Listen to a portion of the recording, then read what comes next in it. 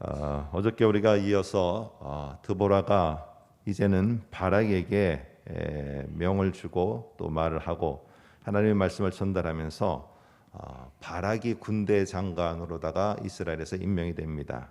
그리고 1만 명의 군사를 모아서 이제 싸우기 위해서 올라갑니다. 근데 오늘 12절에 보니까 이런 바락이 올라온다는 소리를 특별히 시스라가 듣고 시스라가 듣는 다음에 그러니까 준비를 하는 것입니다. 이 하솔의 군대 장관 시스라가 그냥 있을 수 없지 않겠습니까? 얼마나 전략가고 탁월한 장군인데 그래서 그가 의지하고 있는 철병거 900대, 그러니까 탱크 900대를 준비하고선 기다리고 있습니다. 근데 여기에 보면은 이런 표현을 쓰게 되어집니다. 13절에 보니까 모든 병거 곧 철병거 900대와 그 다음에 자기와 함께 있는 모든 백성을 다 모아서, 그러니까 어떻게 보면 싸울 수 있는 사람 다 모아서 이 대치를 하는 겁니다. 그런데 한번 여기서 생각을 해보시면은요, 이 하솔의 군대들은 탱크를 준비하고 모든 군대가 준비를 합니다. 근데 이스라엘은 뭘 준비했나 보시기 바랍니다. 어떤 무기를 준비했죠? 여기는 철병거가 있고 군사도 있고 다 준비가 돼 있는데 이스라엘은 올라갈 때 뭘 준비했나요? 네, 아무것도 준비를 한 게 없어요. 아무것도 준비를 한 게 없는데 오늘 드보라가 바락에게 하나님께서 이리 하라 하셨으니까 너는 올라가라고 이렇게 말을 하는 겁니다. 어떻게 이것을 우리는 받아들일 수 있겠습니까? 여기 보니까 이렇게 말을 합니다. 14절에 보면은 드보라가 바락에게 이르러 일어나라. 그리고 여호와께서 시스라를 네 손에 넘겨줄 날이다. 여호와께서 너의 앞서 나가지 아니하시겠느냐? 나아가라라고 하는 거예요. 이스라엘이 고작 가진 것은 뭐냐 하면은 참 어찌 보면 세상의 관점에서 볼 때는 말이 안 되는 거예요. 오직 가진 것은 여호와의 말씀밖에 없는 거예요. 명령밖에는 없는 거예요. 뭐 아무것도 준비된 게 없어요. 그런데 올라가야 되는 겁니다. 그것도 모든 지파, 두 지파가 다 올라가는 게 아니라 그 중에 10,000명만 데리고 올라가는 거예요. 야, 이거 저와 여러분이 이 말씀을 의외의 이러한 말씀을 받는다면은 어떻게 할까요? 근데 바락은요, 처음에는 두려워서 이 여자한테 드보라한테 함께 가달라고 이렇게 했던 자인데 지금 여기 보니까 이런 드보라의 말에 그냥 10,000명만 데리고 아무 무기 준비된 것도 없어요. 그런데 올라가더라는 거예요. 올라가더라는 거. 오늘 여기에서 15절을 보면은 이러한 바락의 어찌 보면은 무모한 순종 같은 이런 모습 속에서 이제 역전이 일어납니다. 15절에 보니까 주체가 바뀌게 돼요. 드보라가 싸우는 게 아니고 바락이 싸우는 게 아니고 15절에서 주어가 바뀝니다. 어떻게 바뀌느냐? 여호와께서 바락 앞에서라고 하면서 여호와가 이제는 주체가 되고요. 여호와가 여기에 무기가 되고 여호와가 싸움의 큰 용사가 되고 여호와가 이스라엘을 인도하는, 영도하는, 그리고 이끌어가는 그러한 왕으로서 앞장서게 되어집니다. 이게 이제 달라지는 거예요. 이러면은 뭐 무기가 중요한 게 아닙니다. 애굽에서 나올 때도 그랬고 무기가 있어서 갖고 나오고 그 이집트의 그 제국을 제압된 게 아니에요. 오직 하나님이 하시니까 이게 되더라는 거예요. 여러분, 우리 모두는요, 이렇게 보면은 참 어찌 보면은 이런 무모한 듯한 하나님의 명령을 받을 수가 있어요. 오늘 여기서는 멈춰 서야 된다는 그게 아니라 나아가야 되는 거예요. 근데 나갈 수가 없어요. 여러 가지 환경 가운데서 할 수가 없어요. 막 모든 것이 안 되는 것 같아요. 특별히 우리가 그렇지 않습니까? 코로나19 때문에 여러 분야에서 다 멈춰섰다 안 된다 그러는 거예요. 그런데 그렇다고 가만히 있을 수 없잖아요. 우리가 할 수 있는 거 온라인을 동원해서도 어떻게 해서든지 복음도 전하고 또 어떻게 해서든지 대면을 하면서도 해나가고 이러다 보면은 우리가 일하는 게 아니라 하나님이 일하시는 아이디어도 주시고요. 하나님이 일하셔서 열어가면서 어떻게든지 하도록 하는 거를 주세요. 오늘 많은 기업들이 힘들어합니다. 많은 소상공인들이 힘들어해요. 그런데 세상에 이 세상 큰 지도를 놓고 보면은요, 어려운 사람들은 어려운데 이 코로나 때문에 아시는 것처럼 많은 인터넷을 통해서 물건들이 거래되고 이런 것들을 통해서 어찌 보면은 더 이러한 인터넷이 발달시키는 이러한 쪽에 있는 기업들은요, 엄청나게 올라가고 있습니다. 이게 다른 거예요. 오늘 이런 모습 속에 하나님께서 우리들에게 주시는 거, 우리들에게 명령을 하시는 거, 나아가라 하는데 내 여건을 보면은 안 되는 것 같은 거예요. 못할 것 같은 거예요. 상황이 이것은 될 것 같지가 않은 거예요. 그런데 오늘 누가 하세요? 하나님이 우리의 무기가 된 거예요. 하나님이 우리의 천군 만마와 같이 앞장서서 가시는 거예요. 그러니까 오늘 여기에 바락도 처음에는 여자의 의지에서 함께 하려고 했지만은 이제는 명령에, 드보라의 명령에, 말씀 전함에 그대로 따라서 가니까 15절에 어떤 역사가 있는가? 여호와께서 하시는데 바락 앞에서 시스라와 그의 모든 병거와 그의 온 군대를 칼날로 혼란에 빠지게 하심에 시스라가 병거에서 내려 걸어서 도망한지라. 더 구체적인 것은요, 나중에 5장에 전체적으로 구체적으로 나오게 되어집니다.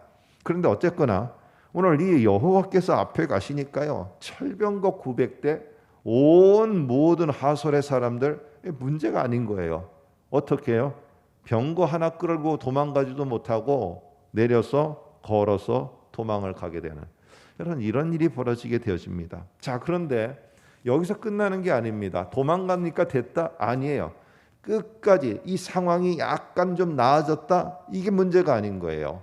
이 시스라와 하솔의 모든 자들을 끝까지 가서 하나님은 완전히 진멸시키는 거예요. 이 상황을 완전히 종료시켜버리고 완전히 끝내버리고, 그리고 이스라엘이 다시 하나님이 역시 우리의 최고구나, 하나님께 내가 물어야 되고 하나님께 내가 기도하고 하나님의 말씀에 내가 경청을 해야 되는구나, 그 말이 내게 정말 편안한 마음으로 100% 확신이 올 때까지는 내가 못한다, 안 된다, 또 너무 섣불리 이렇게 저렇게 그러면 안 되겠구나, 하나님이 우리의 왕이다, 이렇게 인정하도록 오늘 시스라와 그리고 하솔과 하솔의 왕을 끝까지 가서 다 진멸해야 되는, 오늘 이것이 하나님께 남아 있습니다. 그러니까 시스라가 도망을 했는데요, 도망을 해서는 어떻게 하느냐, 17절에 보니까 걸어서 도망하여, 한번 보세요, 겐 사람 헤벨의 아내 야엘의 장막에 이르렀으니 라고 이렇게 말합니다.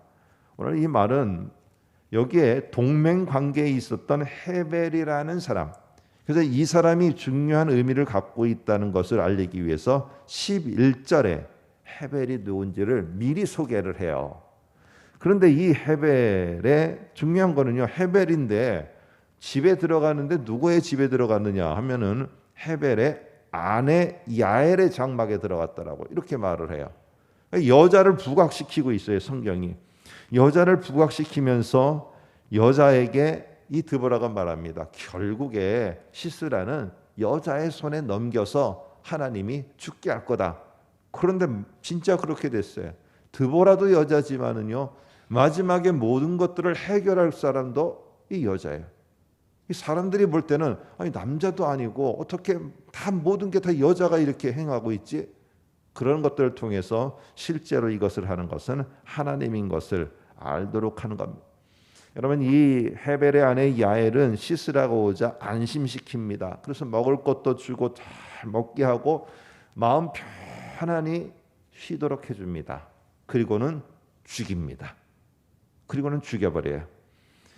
오늘 여기에서 하나님은 여인의 손에 넘겨주셨고 그대로 그 말씀하신 대로 이루십니다. 그래서 결국에는 23절에 보면은 이와 같이 이날에 하나님이 가나안 왕 야빈을 이스라엘 자손 앞에서 굴복하게 하신지라. 쭉 보시면 24절 끝에 마지막 가나안 왕 야빈을 진멸하였더라 하면서 끝이 납니다.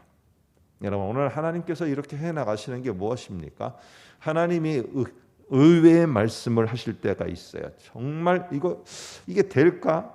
뭐 이게 될까 하면 내 생각을 자꾸 생각해보고 경험을 통해서 보니까 그리고 상황을 통해서 보니까 결론은 하나님의 말 들으면 안 될 것 같은 거예요. 그러니까 어떻게 해요? 내 소견이 나오는 거예요. 그런데 오늘 사사기는 계속 뭐라고 말하느냐? 그렇게 네 소견에 말고 하나님을 인정했으면은 왕으로 인정했으면은 묻고 그리고 말이 주어졌을 때 명령이 주어졌을 때 어떻게 생각해 보세요. 이 철병거 900대가 기다리고 있는데 나는 제대로 준비된 사람도 없이 올라가는 거 이거를 누가 순종하겠어요. 그런데 순종을 하니까 하나님이 앞에서 일하시더라는 거예요. 오늘 이런 모습처럼 진정한 왕은 누군가 이스라엘이 깨달아야 되고 우리가 깨달아야 돼요. 하나님이 우리의 왕이시다. 그러면 처음으로 행해야 될 것이 여러분 여쭙고 그리고 하나님이 말하는 것을 잘 들어야 돼요. 그래서 그것을 듣고 그것을 가지고 기도하고 내 마음이 확신이 될 때 내 생각은 아니라 할지라도 나가야 될 때는요. 나가야 되고요. 결단하고 멈춰야 될 때는 멈춰 서야 돼요. 그럴 때 하나님께서 그 속에서 이제 내 앞에서 일하시길 시작합니다. 우리들의 자녀들에게 다른 많은 것도 좋지만은 이렇게 해라 저렇게 해라 뭐 해라 그것도 중요하지만은 물어라. 나한테 말고 나보다도 훨씬 더 위대하신 하나님께 물어라. 그럼 하나님이 너에게 답을 주실 것이다. 이것을 잘 가르치면은요. 그 아이들 속에 정말 힘들고 어려울 때 내가 물어야 될 자가 누군가 다시 생각하게 될 것입니다. 우리의 왕이신 하나님, 그분이 앞서 일하십니다. 기도하겠습니다. 초등부 기도 제목입니다. 코로나19 시대에 학생들의 건강을 지켜주시고 영적인 건강도 지켜주시옵소서. 둘째, 학생들의 가정이 주님을 주인으로 모시는 가정이 되어서 신앙의 울타리의 역할을 잘 감당하게 하여 주시옵소서. 중등부 기도 제목입니다. 첫째, 중등부 예배의 회복을 위해서 기도해 주시기 바랍니다. 코로나 상황에서 대면, 비대면 예배를 격주로 드리고 있습니다. 중등부 학생들이 예배를 통해서 주님을 인격적으로 만날 수 있도록 기도해 주시기 바랍니다. 둘째, 중등부 학생들의 영성과 실력을 위해서 기도해 주시기 바랍니다. 아이들이 실력과 신앙을 겸비하여 하나님과 사람들에게 선한 영향력을 끼치는 아이들로 성장할 수 있도록 기도해 주시기 바랍니다. 고등부 기도 제목입니다. 고등부 예배의 회복과 신앙의 회복을 위해서 기도해 주세요. 코로나 상황 가운데 예배의 삶과 신앙의 삶이 무너지지 않고 하나님의 말씀 가운데 바르게 세워지며 하나님께 영광 돌리는 자녀들로 세워지도록 하옵소서. 고3 수능을 위해서 기도해 주세요. 수능을 준비하는 가운데 지치지 않고 하나님께서 주시는 지혜로 모든 것을 잘 준비하게 하시며 어떠한 결과로도 믿음과 소망을 잃어버리지 않도록 인도하여 주옵소서.